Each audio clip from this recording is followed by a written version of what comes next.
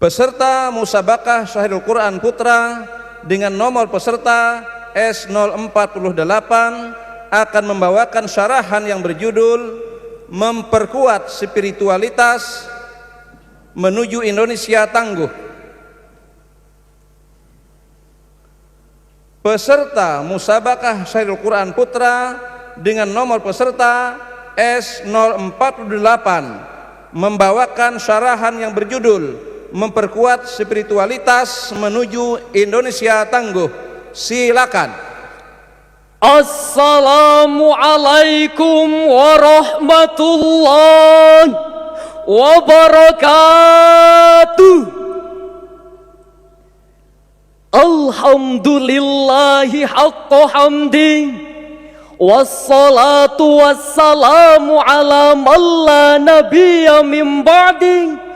Allahumma salli ala sayyidina Muhammad wa ala alihi wa ashabi. Amma ba'du. Dewan Hakim yang arif dan bijaksana, hadirin yang berbahagia, pada era modern ini dinamika kehidupan manusia semakin meningkat. Mobilitas manusia juga semakin cepat. Perkembangan sains dan teknologi yang seharusnya membawa kemudahan dan kesejahteraan ternyata dalam banyak hal justru menyengsarakan. Terbukti semakin meningkatnya kasus kriminal, yaitu korupsi, perampokan, pelecehan seksual, bahkan pembunuhan disertai mutilasi kerap terjadi. Hadirin, baru-baru ini Kompas.com pada tanggal 21 Maret 2022 menulis sebuah berita yang menggegerkan sekaligus memprihatinkan. Seorang ibu di Brebes tega menggorok leher ketiga buah hatinya sampai salah satunya meninggal. Si ibu mengaku ingin bunuh diri dan membunuh semua anaknya karena takut tidak bisa memenuhi kebutuhan hidup mereka kelak. Mengapa semua itu terjadi? Antara lain disebabkan minimnya pemahaman nilai-nilai agama. Oleh karena itu, pada kesempatan yang berharga ini, kami akan menyampaikan syarah Al-Quran dengan judul Memperkuat Spiritualitas Menuju Indonesia Tangguh, dengan rujukan firman Allah dalam Al-Quran surah Al-Isra ayat 83 berikut ini. A'udzu billahi minasy syaithanir rajim.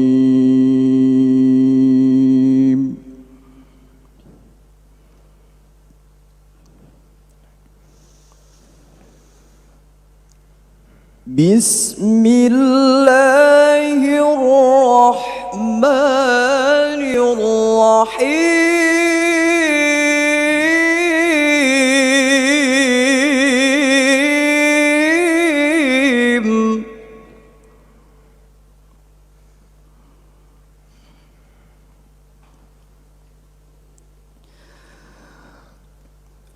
وَإِذَا أَنْعَمْنَا عَلَى الْإِنسَانِ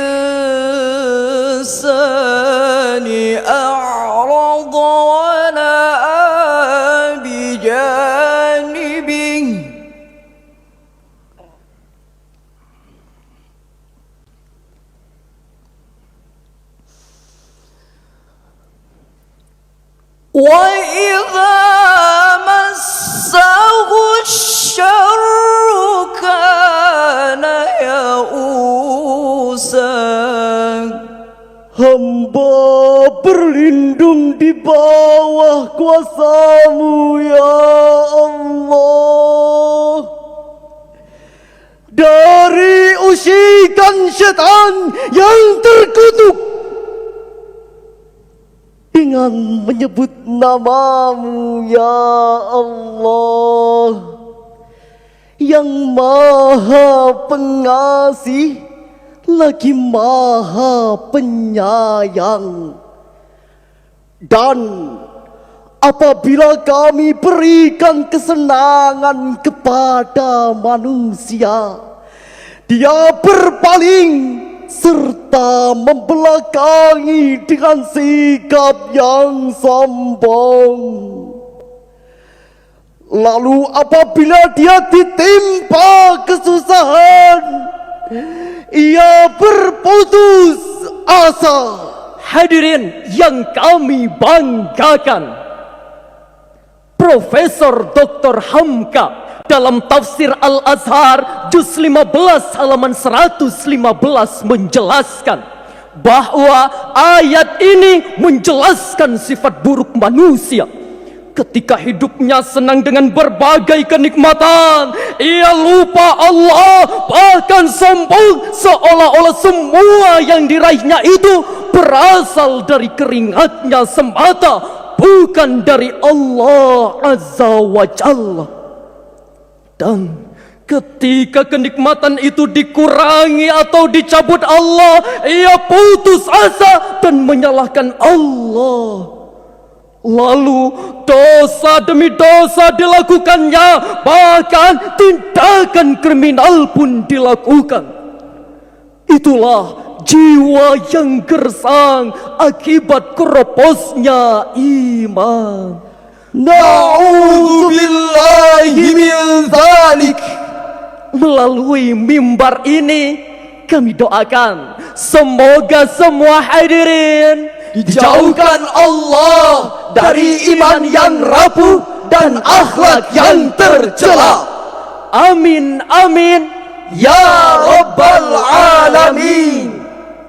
Hadirin yang berbahagia, Rasulullah sallallahu alaihi wasallam pernah bersabda, wa idza sa'alta fas'alillah wa idza ista'anta fasta'in billah. Dan jika kamu meminta sesuatu, mintalah kepada Allah. Dan jika kamu memohon pertolongan, mohonlah pertolongan kepada Allah. Hadis riwayat At-Tirmizi. Hadirin, hanya Allah satu-satunya zat tempat kita meminta pertolongan. Pandemi COVID-19 yang telah melanda belahan dunia sejak 2 tahun silam, termasuk Indonesia, tidak hanya memprihatinkan karena meninggalnya sejumlah dokter, ilmuwan, ulama, dan orang-orang yang kita cintai, tapi juga meruntuhkan sendi-sendi ekonomi, sosial, dan budaya. Jumlah orang miskin bertambah. Hampir setiap hari terjadi perceraian. Dunia pendidikan juga terdampak. Proses pembelajaran terganggu. Kriminalitas dan kenakalan remaja nyaris tak terkendali. Kita bersyukur ujian besar ini dapat kita lalui dan tanda-tanda berakhirnya pandemi telah kita rasakan. Alhamdulillah wa syukrulillah, bersyukur padamu ya Allah. Oleh karenanya hadirin, tidak bisa tidak, spiritualitas bangsa harus ditingkatkan. Apakah spiritualitas itu? Iya, adalah keyakinan individu terhadap keberadaan dan keterlibatan Allah dalam setiap waktu, sehingga segala aktivitasnya terbimbing dan terjauh dari perbuatan tercela. Pakar psikologi dunia David Meyer di dalam bukunya yang berjudul The American Paradox, Spiritual Hunger in an Age of Plenty mengatakan, Amerika yang dikenal dengan negara makmur dan adikuasa, tetapi banyak masyarakatnya menderita, tidak merasa bahagia karena jiwanya hampa. Pendapatan tinggi tidak menjamin mereka hidup bahagia. Tujuan pembangunan kita bukan hanya menjadikan negara yang maju ekonominya belaka, tapi juga maju peradabannya. SDM kita harus memiliki dua kecerdasan, yaitu Kecerdasan intelektual dan kecerdasan spiritual. menurut Profesor Dr. Muhammad Quraisy Shihab di dalam bukunya yang berjudul Dia di mana-mana, tangan Tuhan di balik setiap fenomena. Dalam buku tersebut, halaman 136 dijelaskan, kecerdasan spiritual adalah kemampuan memaknai hidup dan memperhalus budi pekerti agar semua karya kita bermakna ibadah. Apa akibatnya hadirin jika pembangunan aspek spiritual diabaikan? Sungguh akan membahayakan masa depan bangsa. Salah satu contoh, ketika Tempo.co.id edisi Januari tahun 2022 menulis, pada awal tahun 2022 itu KPK telah berhasil menangkap 4 kepala daerah dengan kasus korupsi. Mereka bukan orang yang berpendidikan rendah, Bukan pula orang miskin, bukan orang tak beragama, bukan pula rakyat jelata. Mereka adalah orang-orang terpelajar, juga kaya, dan diberi amanah sebagai kepala daerah. seharusnya ia menyejahterakan jutaan rakyatnya, tapi justru menyengsarakannya. Pemimpin seperti ini dapat kita ibaratkan seorang sopir bus yang mabuk, yang membawa maut penumpangnya ke dalam jurang. Hidup KPK! Yang telah melakukan nahi mungkar, kita pekikan takbir, Allahu Akbar! Hidup KPK! Hadirin yang berbahagia, saatnya kita bergandeng tangan lebih bersemangat menjadikan Indonesia ini negara yang tangguh dan tumbuh. Tangguh imannya, tangguh sainteknya, Tangguh ekonominya, tangguh tentaranya, tangguh budayanya, tangguh persatuannya, dan yang tidak bisa ditawar-tawar, tangguh ilmunya, tangguh akhlaknya. Oleh karena itu, sekali lagi, marilah kita dengarkan firman Allah dalam Al-Quran surah Al-Anfal ayat 24 berikut ini. Ya ayyuhalladzina amanu istajibu lillahi walirrasul.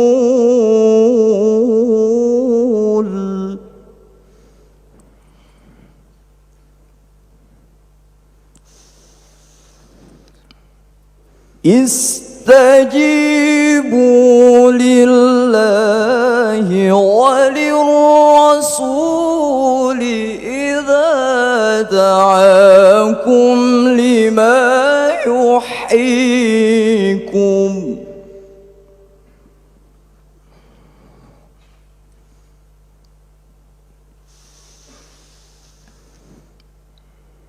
Wa'lamu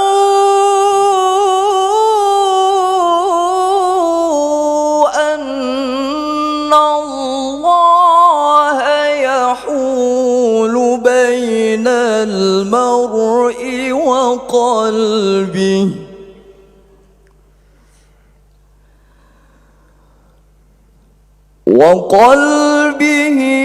وأنه إليه تحشرون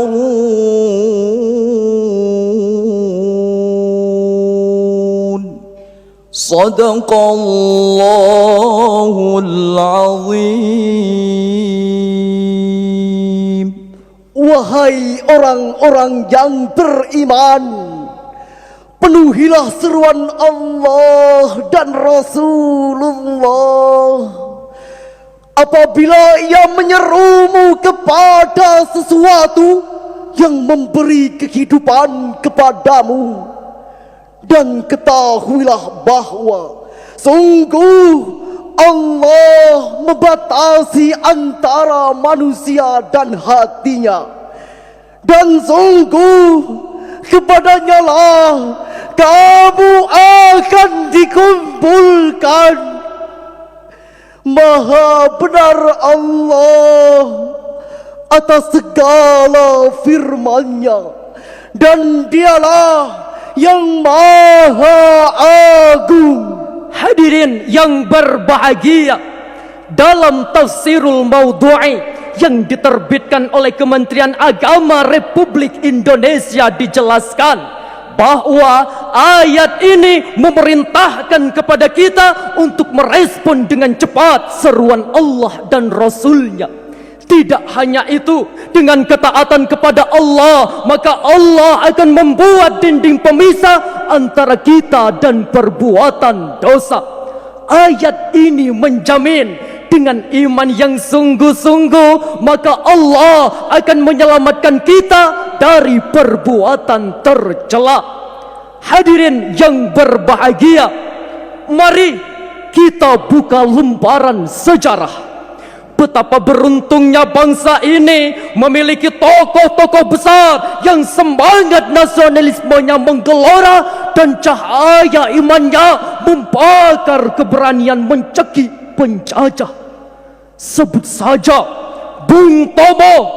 Anak muda ini dengan pekikan takbir Allahu Akbar berhasil menghidupkan perang suci di Surabaya, walaupun moncong senjata siap ditembakkan kepadanya. Hadirin, sekali lagi inilah spiritualitas yang menghidupkan semangat manusia lima yuhyikum untuk membela bangsa dari penjajahan.